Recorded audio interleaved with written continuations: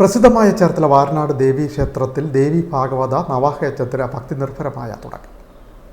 ആയിരക്കണക്കിന് ഭക്തജനങ്ങൾ പങ്കെടുത്തു. ഫെബ്രുവരി 7 സമാപിക്കും.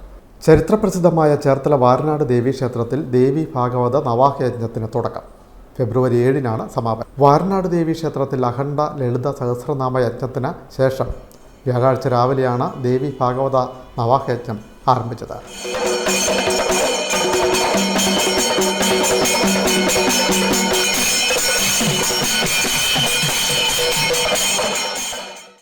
രാവിലെ 7 ബ്രഹ്മശ്രീ കടിയക്കോൽ കൃഷ്ണൻ നമ്പൂതിരി ഭദ്രദീപ പ്രകാശന കർമ്മം നിർവഹിച്ചു.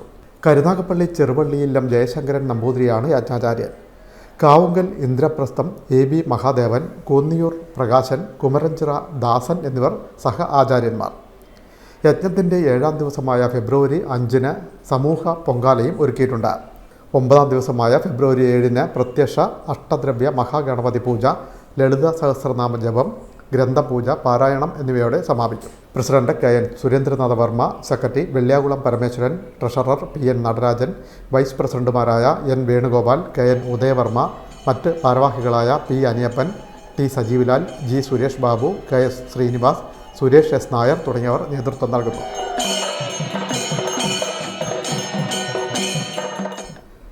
Win media Cherthala.